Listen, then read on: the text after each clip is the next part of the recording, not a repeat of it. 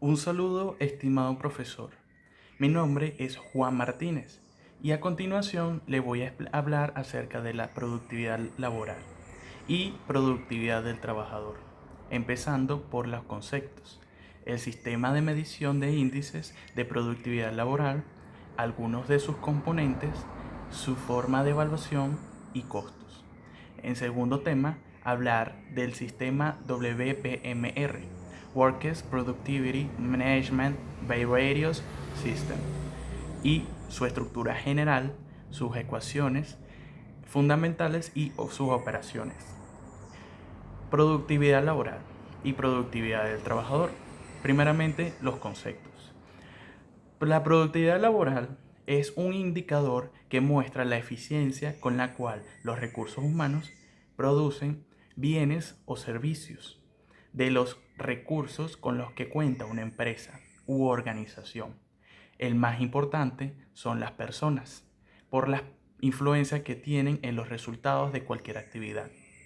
La productividad de los empleados es consecuencia del rendimiento laboral, que es la relación entre objetivos, metas o tareas alcanzadas y el tiempo que han necesitado para lograrlo.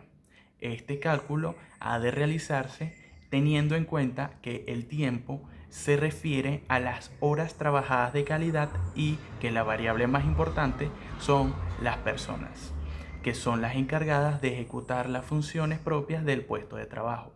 Existe un sistema de medición de índices de productividad laboral. Primeramente tenemos la medida total de productividad, que nos muestra una ecuación de tipo fracción.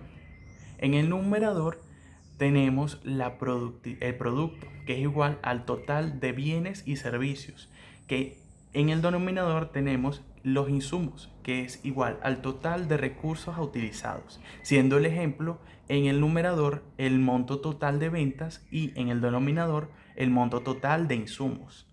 Luego tenemos la medida múltiple de productividad, que es igual al, en el numerador tenemos el producto, que es igual al total de bienes y servicios, y en el denominador tenemos la suma de el personal más el material más el capital más otros, siendo este el ejemplo de en el numerador las unidades producidas y en el denominador tenemos la energía empleada en plan. Algunos ejemplos palpables que tenemos son el del vendedor, que su productividad se puede medir por el volumen de ventas que tiene por hora. Luego tenemos al empleado del call center, que su productividad se puede medir por el número de llamadas por hora que recibe o en estos casos que atiende. Y por último podríamos medir el nivel de productividad de una máquina, el cual sería la cantidad de productos por hora o por unidad de energía que realiza. Luego tenemos los componentes de este. Actualmente los factores que integran la productividad son lo económico, lo humano y la producción. Cada uno de estos relacionados entre sí. Lo económico permite justipreciar el trabajo del hombre, quien a su vez genera productos y servicios a un contexto cada día más exigente, mientras que el entorno crea demanda. La tecnología evoluciona repercutiendo en el conocimiento para el hombre, el cual administra lo producido para impactar en la sociedad. Evaluación. Es necesario abordar la evaluación del desempeño laboral desde una perspectiva completa, que incluya las cuatro áreas o factores implicados, los cuales son la productividad y calidad del trabajo. Segundo, la eficiencia. Tercero, la formación adquirida. Y por último, los objetivos conseguidos. Estas cuatro áreas afectan de manera directa al desempeño laboral y por lo tanto deberán ser tenidas en cuenta en la evaluación. Productividad y calidad del trabajo. A la hora de realizar la evaluación del desempeño laboral, la productividad es uno de los factores claves. Se entiende por productividad a la cantidad de trabajo que un empleado saca adelante durante su jornada laboral. En este sentido, es importante contar con una plantilla productiva, así como conseguir e incentivar esa productividad facilitando las herramientas y los procesos que sean necesarios para lograrlo. Segundo, eficiencia. Otro de los factores que se tienen que tener en cuenta a la hora de realizar la evaluación de desempeño laboral es la eficiencia. Es el resultado de maximizar la productividad con un mínimo esfuerzo o gasto. Formación adquirida. El siguiente factor que se tiene que valorar a la hora de hacer la evaluación de desempeño laboral es la formación adquirida. Es sabido la importancia que tiene la formación en el crecimiento profesional de los empleados, pero esta también tiene el papel primordial en la empresa para su crecimiento. Cuarto, los objetivos conseguidos. Finalmente, el último gran factor que se debe tener en cuenta cuando se haga la evaluación del desempeño laboral es el relativo a los objetivos conseguidos. Para el buen rendimiento de los empleados es importante que estos conozcan a la perfección cuáles son sus objetivos. Costos laborales unitarios. Los costos laborales unitarios es una medida que indica lo que cuesta emplear a un trabajador en función a la productividad de la empresa. Es decir, es la fracción de la productividad que el empleador ha de desviar a la remuneración del trabajo asalariado que contrata. Son los costes salariales necesarios para producir cada unidad. Para ello, relaciona la remuneración por asalariado con la productividad. La fórmula define el costo laboral unitario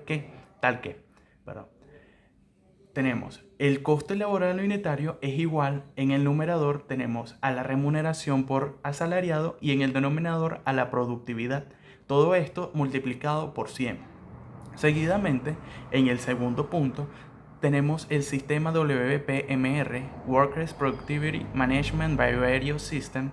Tenemos su estructura general, el cual está dividida y subdividida. Tenemos primero a la productividad y rentabilidad del capital humano. Dentro de ellas encontramos las subdivisiones que son ingreso por empleado de tiempo completo, porcentaje de costos laborales versus los ingresos, retorno de la inversión en capital humano, porcentaje de ausentismo, días de enfermedad por empleados de tiempo completo y conflictos laborales por empleados sindicalizados. Tenemos también la atracción del talento, que también se subdivide por el porcentaje de reclutamiento interno de gerentes y mandos medios, el coste de nuevas contrataciones, el tiempo de aceptación, el porcentaje de aceptación de ofertas de trabajo, las contrataciones logradas por reclutador, el porcentaje de rotación en los primeros 90 días de servicio, el porcentaje de rotación al primer año de servicio, y luego tenemos lo que es la rotación y sus subdivisiones, que son el porcentaje de rotación, el porcentaje de vinculación por voluntaria, el porcentaje de desvinculación de empleados de alto desempeño y el porcentaje de empleados en condición de jubilarse dentro de los próximos 5 años.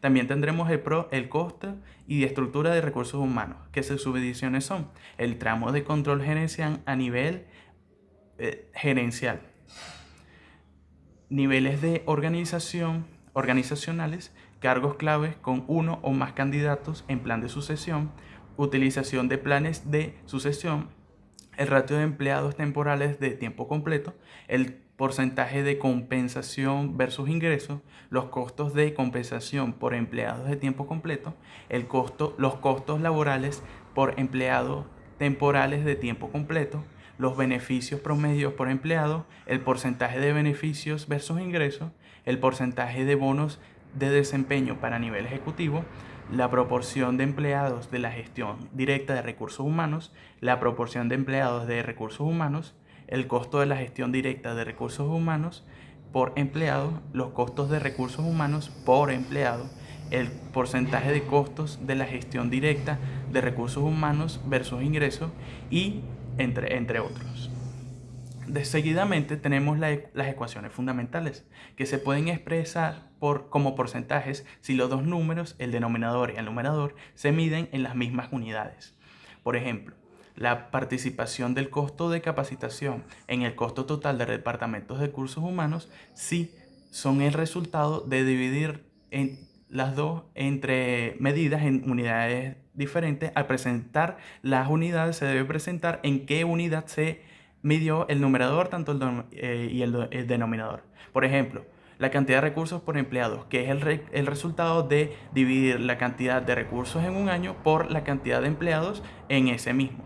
Luego tenemos la operación, que es el análisis realizado por el Departamento de Recursos Humanos y que depende de cuáles sean sus responsabilidades, es decir, hay que definir en función de cuáles son las funciones de los sectores a su cargo. Tales son como capacitación, selección, recursos humanos, entre otros, ya que existen empresas que subcontratan a otras la responsabilidad por algunas de estas áreas.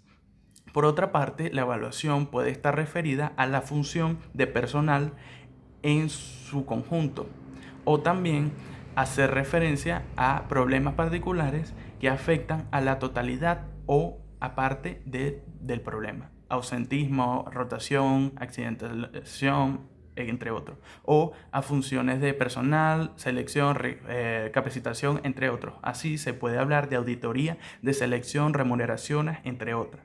Se analizan y valoran las diferentes prácticas y procesos de recursos humanos que llevan a cabo la empresa, sobre todo en términos de costos, eficiencia y eficacia de los mismos. Las preguntas claves para cada una de estas serían: ¿cómo lo estamos desarrollando? ¿Conseguimos las competencias que necesitamos? ¿Cuánto nos cuesta? ¿Lo estamos haciendo cada vez mejor? ¿Es más conveniente que estas prácticas las externalicemos o las internalicemos? ¿Otro los está haciendo mejor que nosotros? En suma, el análisis interno debe ser capaz de determinar si las prácticas actuales de recursos humanos están siendo capaces de proporcionar a la organización los recursos, competencias humanas que necesita en función de sus objetivos, estrategias y cultura, en el momento adecuado y bajo el criterio de economicidad, tanto en términos absolutos como barativos. Respecto a las prácticas de generación, proporciona información sobre la organización y valora si pueden ser más eficientemente desarrolladas por empresas externas. Estimar el cargo de congruencias internas por los recursos humanos con las empresas, así como las condiciones del entorno desde la perspectiva de los recursos humanos, de las prácticas actuales de recursos humanos, proporcionar la información necesaria para el diseño e implantación posterior de unas estrategias de recursos humanos que satisfagan las necesidades de la organización. Muchas gracias, profesor.